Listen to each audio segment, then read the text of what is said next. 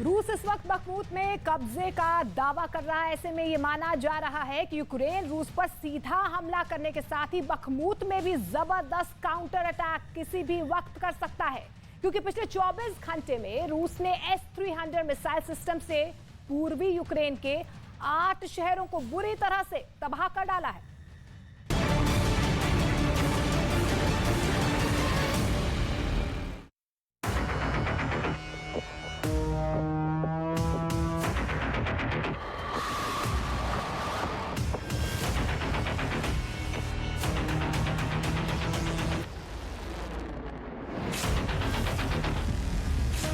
पिछले 24 घंटे से रूस की मिसाइल ब्रिगेड यूक्रेन के 8 शहरों पर S-300 मिसाइल सिस्टम से लगातार हमले क्यों कर रही है? क्या जंग में रूस से बुरी तरह से पिछड़ने के बाद ज़ेलेंस्की का यूक्रेन रूसी सेना पर 2 लाख सैनिकों के साथ हमला करने जा रहा है?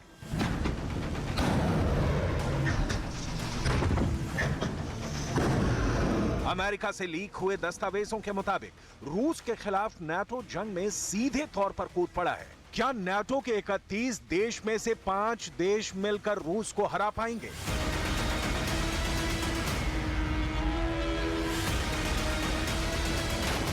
पूर्वी यूक्रेन के बखमूत पर कब्जा करने के बाद क्या रूस अब यूक्रेन की राजधानी कीव पर 24 घंटे में बड़ा हमला करने जा रहा है?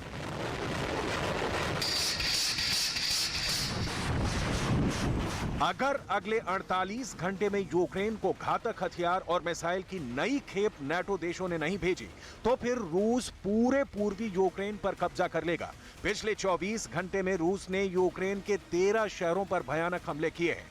यूक्रेन के सैन्य अधिकारियों का दावा है कि रूस इस वक्त जिस तरह के खूंखार हमले यूक्रेन पर कर रहा है, उसकी कल्पना किसी ने नहीं की थी। रूस की सेना सुबह 4 बजे से हमले शुरू कर रही है। 10-10 की टुकड़ियों में रूस की सेना यूक्रेन की पहली, दूसरी और तीसरी रक्षा पंक्ति को तबाह कर रही है। अब तो हालात ये हो गए हैं कि रूस की मिसाइल ब्रिगेड ने एयर डिफेंस सिस्टम S-300 से मिसाइल हमले करने शुरू कर दिए हैं।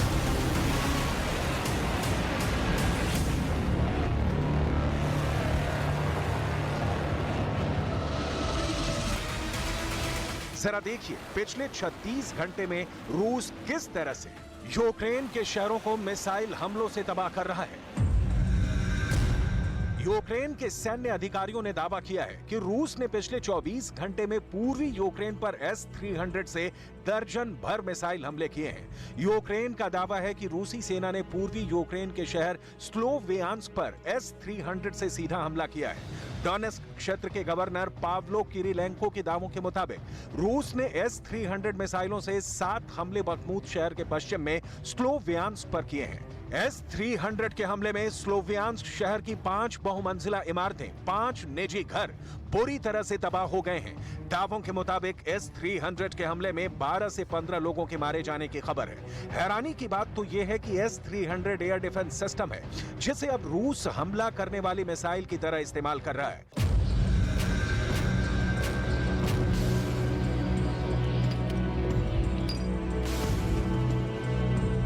स्लोवियांस्क शहर पर हुए रूस के मिसाइल हमले से ज़ेलेंस्की बुरी तरह से बौखला गए हैं। ज़ेलेंस्की दावा कर रहे हैं कि रूस के इस क्रूर हमले का बदला जरूर लिया जाएगा।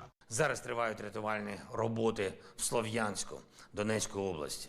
Черговий удар терористів, ракети С-300 по житлових кварталах, по звичайній цивільній забудові. Під завалами є люди. Робиться все, щоб їх врятувати, робиться все.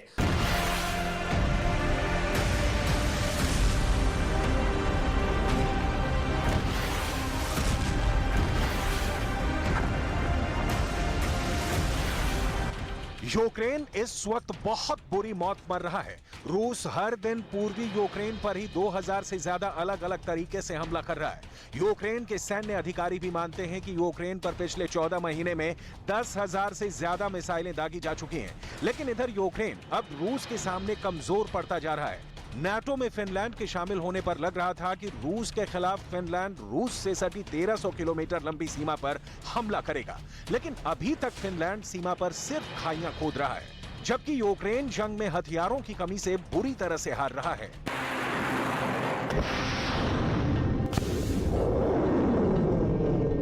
लेकिन अब खबर आ रही है कि यूक्रेन के जनरलों ने तय किया है कि रूस पर काउंटर अटैक हर हाल में करना होगा, वरना पूरे यूक्रेन पर रूस का कब्जा हो जाएगा।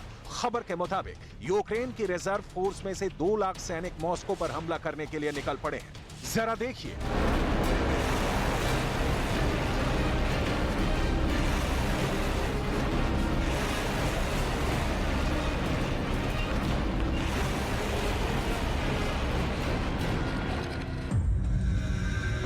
बखमूत में रूसी सेना 80% इलाके पर कब्जा कर चुकी है।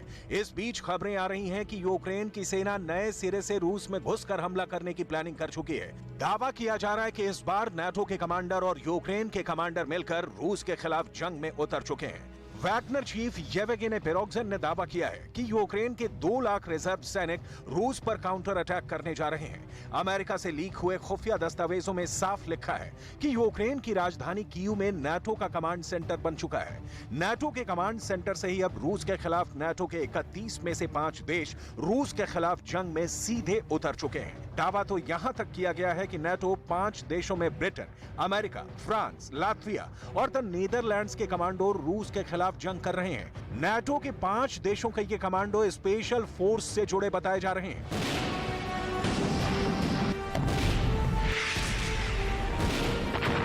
रूस अब तक पूर्वी यूक्रेन के 8 शहर और दक्षिणी यूक्रेन के 5 शहरों पर लगभग कंट्रोल कर चुका है। रूस के 3000 टैंक अकेले पूर्वी यूक्रेन पर ही हमला करने में जुटे हैं।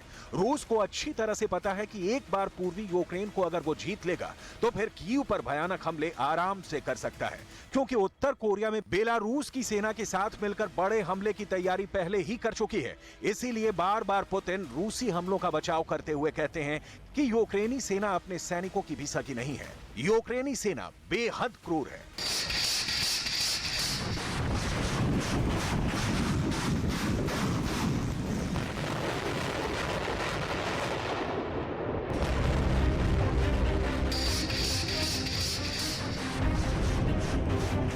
चार 400 दिन की ज्यादा की जंग के बाद एक बार फिर से रूस ने यूक्रेन पर सीरियल हमले शुरू कर दिए हैं। रूस हमलों से जुड़े जानकारों के मुताबिक रूस ने 400 दिन की जंग में अपने सबसे घातक हथियारों को बचा कर रखा था, जिन्हें अब रूस ने इस्तेमाल करना शुरू कर दिया है। खास तौर से रूस का टॉस 101 रॉकेट सिस्टम इस वक्त यूक्रेन के 10 इलाकों को आग की लपटों से जला रहा है। रूस ने पिछले 8 महीने में बखमूत पर सबसे भीषण हमले किए हैं। ज़ेलेंस्की ने बखमूत को यूक्रेन की नाक का सवाल बना रखा है, लेकिन रूस की फौजों ने अब बखमूत शहर के सेंटर में उस जगह पर हमले किए हैं जहां पर दावा किया जा रहा था कि नाटो के कमांडर अपने कमांड सेंटर से रूस पर हमला करवा रहे थे। जानकारों के मुताबिक रूस ने पिछले 3 हफ्तों में बखमूत में यूक्रेन के सैनिकों के चीथड़े उड़ा दिए हैं। रूस ने बखमूत में महज 30-30 फीट के इलाकों पर कब्जा करने के लिए 1000 से ज्यादा सैनिकों को खोया है। एक अनुमान के मुताबिक रूस ने भीषण जंग में यूक्रेन के 20,000 सैनिकों को बखमूत में मार डाला है। हालांकि यूक्रेन का दावा है कि उसने बखमूत में रूस के 30,000 सैनिकों को मार डाला है, लेकिन अब रूस ने एक बार फिर से पूर्वी और दक्षिणी यूक्रेन के 10 इलाकों पर इतने भयानक हमले किए हैं कि रूस की फौज को संभलने का मौका तक नहीं मिल रहा है। जरा देखिए, यूक्रेन के सैन्य जनरल स्टाफ के उप प्रमुख ओलेस्की होर्मोव रूस के खूनी हमलों को लेकर क्या दावे कर रहे हैं। यूक्रेन के सैन्य जनरल स्टाफ के उप प्रमुख ओलेक्सी होर्मोव के दावों के मुताबिक रूस 14 महीने में यूक्रेन पर 8000 मिसाइलें दाग चुका है। ओलेक्सी का दावा, रूस अपनी 50% मिसाइलें हमले में इस्तेमाल कर चुका है, इसीलिए रूस S-300 air missile defence system को हमला करने वाली मिसाइलों की तरह इस्तेमाल कर रहा है। На сьогодні найтяжчим залишається Бахмутський напрямок, де противник продовжує наступальні дії в центральній частині міста Бахмут, а також в напрямках на населені пункти Богданівка та Іванівське з метою оточення міста з півночі та півдня. З метою посилення наступального потенціалу в район Бахмут з Авдіївського напрямку переміщено частину сили засобів ворога. नाटो के 31 और पश्चिम के 50 देशों को मिलाकर 81 देश रूस के खिलाफ यूक्रेन की मदद कर रहे हैं, लेकिन पुतिन का रूस इतने घातक हमले कर रहा है कि यूक्रेन को 12 लाख करोड़ के हथियार भी अभी तक बचा नहीं पाए हैं। हैरानी की बात तो यह है कि एक अनुमान के मुताबिक नाटो और पश्चिमी देशों के 300 टॉप जनरल भी अकेले पुतिन का सामना नहीं कर पा रहे हैं, चाहे फिर भले ही अमेरिका के टॉप जनरल मार्क मिले ही क्यों ना हो। अमेरिका के टॉप जनरल मार्क मिले ने बखमूत जंग पर ऐसा बयान दिया है जो साबित करता है कि रूस से जंग में सिर्फ यूक्रेन ही नहीं हार रहा है, बल्कि नाटो भी यूक्रेन में हार रहा है। जरा देखिए मार्क मिले ने क्या बयान दिया है।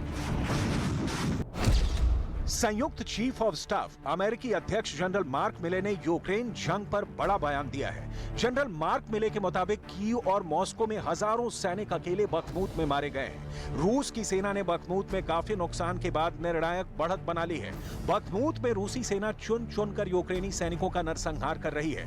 रूस की फौज एक तरह से बखमूत में नरसंहार का उत्सव मना रही है। Восени активізувати ракетні удари по території нашої країни. В той же час, за наявною інформацією, з лютого 2022 року Росія витратила щонайменше 50% свого запасу зенітних ракет дальнього радіусу дії.